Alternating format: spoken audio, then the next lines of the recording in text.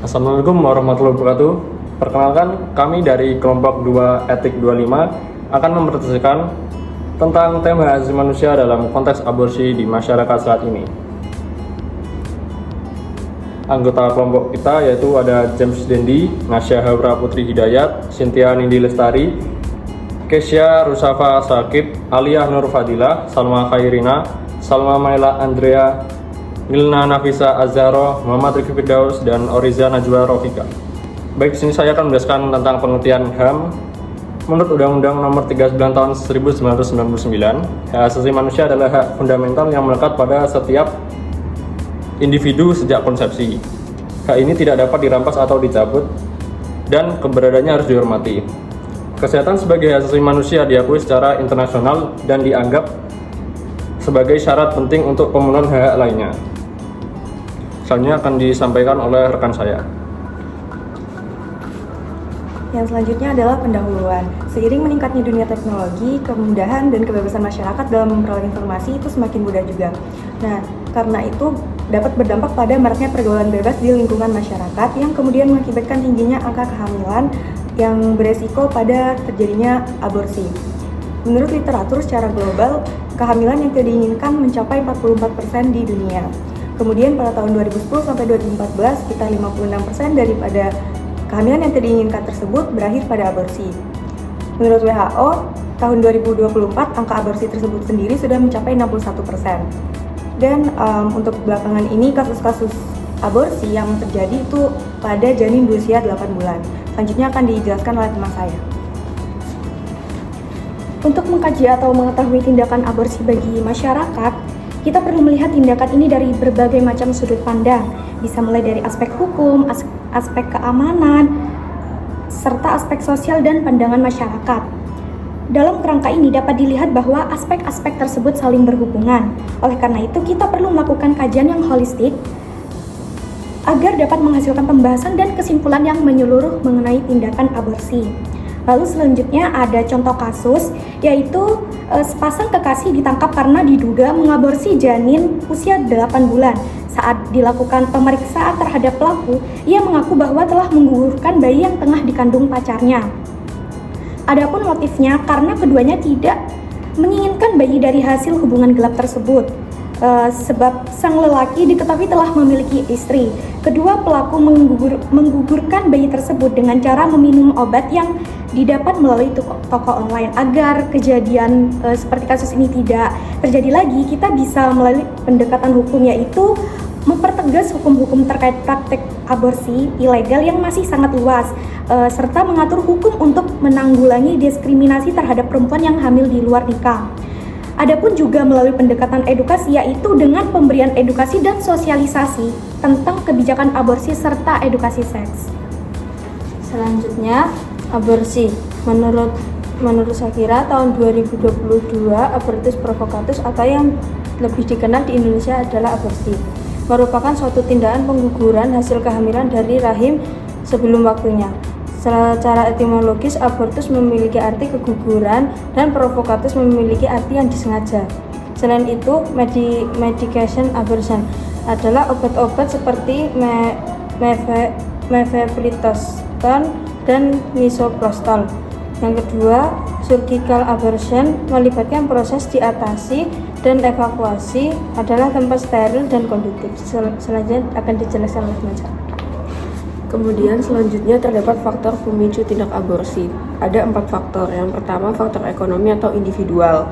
Faktor ekonomi sendiri itu menyangkut kemiskinan, sementara itu untuk faktor individual itu terkait menjaga bentuk tubuh si ibu. Kemudian yang kedua terdapat faktor estetika. Nah, faktor estetika itu timbul apabila ada kekhawatiran pada janin yang di dalamnya itu terdapat kecacatan. Kemudian yang ketiga, faktor moral. Wanita yang hamil di luar nikah tidak sanggup menerima sanksi sosial, akhirnya dia memutuskan untuk menggugurkan kandungannya. Yang keempat, faktor lingkungan. Adanya pihak yang menyediakan fasilitas aborsi, baik itu dokter, bidan, dukun pijat ataupun klinik, maupun hingga pengobatan alternatif. Selanjutnya akan dijelaskan oleh teman saya. Selanjutnya, dampak dari aborsi Komplikasi post-aborsi menurut Bridwell et al. Tahun 2022, yaitu yang pertama, komplikasi semua jenis aborsi adalah sebesar 2,1%. Yang kedua, komplikasi aborsi medikasi adalah sebesar 5,2%. Yang ketiga, tingkat moralitas bagi ibu yang melakukan aborsi ilegal adalah sebesar 13,2%. Dampak dari aborsi yaitu sepsis, endometriosis, pendarahan hebat, toksisitas obat-obatan seperti misoprostol. Selanjutnya, dampak infeksi aborsi menurut World dan Yemeni tahun 2022, yaitu komplikasi aborsi yang sering terjadi adalah sepsis, yaitu disebabkan oleh bakteri-bakteri yang memproduksi endotoksin seperti Clostridium spp, kemudian Streptococcus kelompok A, dan Staphylococcus aureus. 60% kematian sepsis disebabkan oleh keterlambatan tenaga medis dalam pemberian antibiotik. Selanjutnya akan dilanjutkan oleh rekan saya. Selain dampak-dampak dari aborsi, kami juga melakukan tinjauan mengenai perspektif masyarakat terkait aborsi. Nah, untuk tinjauan pustaka atau kajian yang kami lakukan, kami mereferensikan yaitu yang berasal dari Diakurachman et al. Pada tahun 2024 dan juga dari Prantini et al. Pada tahun 2023. Penelitian yang dilakukan oleh Diakurachman et al. 2024 dilakukan di Kota Purwokerto sebagai salah satu kota yang berkembang secara pesat di wilayah Kabupaten Banyumas. Setelah menelaah berbagai sikap, perilaku, dan juga motivasi dari masyarakat di sana, maka ia menyimpulkan bahwa terjadi pergeseran social construct atau kebudayaan masyarakat di sana untuk menjadi lebih terbuka terhadap aborsi. Selain itu, kajian yang dilakukan oleh Parentini et al. Pada tahun 2023 mengkaji persepsi dari siswa-siswi SMA yang ada di berbagai kabupaten di Bali, yakni di Gianyar dan juga Denpasar. Berdasarkan hasil penelitian yang dilakukan, persepsi siswa SMA di Gianyar yang menganggap aborsi sebagai suatu hal yang positif adalah sebesar 71,4%, sedangkan untuk di Denpasar yaitu 81,6%. Dan di sini juga ia menemukan bahwa mayoritas dari masyarakat yang cenderung memiliki pemahaman yang lebih dalam mengenai aborsi memiliki pandangan yang lebih negatif daripada orang-orang yang hanya sekedar mengetahui secara sekilas melalui sosial media. Kemudian juga terdapat berbagai perspektif yang pro dan kontra terhadap aborsi.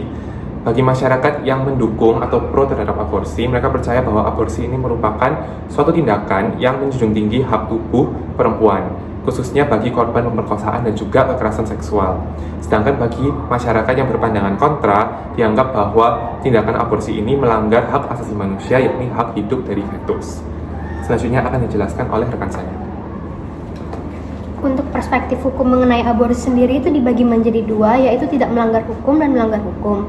Untuk yang tidak melanggar hukum itu biasanya terjadi karena sesuatu yang tidak sengaja, yaitu kecelakaan atau indikasi medis yang tertera pada pasal 429 ayat 3 terkait kondisi-kondisi tertentu, kayak pemerkosaan atau darurat medis. Untuk melanggar hukum sendiri itu ada di UU Nomor 17 Tahun 2023 tentang kesehatan. Pada pasal 427, perempuan yang melakukan aborsi di luar ketentuan, pasal 60 dijatuhi hukuman pidana. Selanjutnya akan dijelaskan oleh teman saya. Selanjutnya adalah dampak dari aborsi sendiri. Aborsi itu di Indonesia adalah suatu hal yang ilegal, dan jika hal itu ilegal maka itu akan mengakibatkan bahaya bagi pelaku maupun janinnya. Dalam kasus yang kita angkat, ia mendapatkan obat dari toko online dan mengonsumsinya serta mengakibatkan hal tersebut, mengakibatkan aborsi pada bayinya. Selanjutnya adalah aborsi melanggar hak asasi manusia. Pada dasarnya janin itu mendapatkan hak untuk hidup dan semua orang berhak untuk mendapatkan kehidupan yang layak. Selanjutnya adalah pergeseran konstruksi sosial, mengubah pandangan masyarakat Indonesia menjadi lebih menerima terhadap tindakan aborsi. Jadi pandangan masyarakat Indonesia itu seakan aborsi itu adalah hak tentang kebebasan pada diri seorang perempuan. Selanjutnya akan dijelaskan oleh teman saya. Selanjutnya kesimpulan, kasus aborsi di Indonesia masih menjadi pro dan kontra. Aborsi sendiri merupakan hal yang ilegal dengan ancaman pidana kecuali pemerkosaan, kehamilan yang membahayakan nyawa dan kesehatan, dan itu harus disertai hasil pemeriksaan sesuai standar. Meskipun demikian, secara hukum, aborsi termasuk pelanggaran HAM serta menyebabkan berbagai macam komplikasi. Sesuai dengan penyebab-penyebab aborsi, hal seperti stigma masyarakat, dan juga edukasi seks seperti KB dan lain sebagainya perlu ditingkatkan di masyarakat Indonesia. Sekian presentasi dari kelompok kami, kurang lebihnya mohon maaf. Wassalamualaikum warahmatullahi wabarakatuh.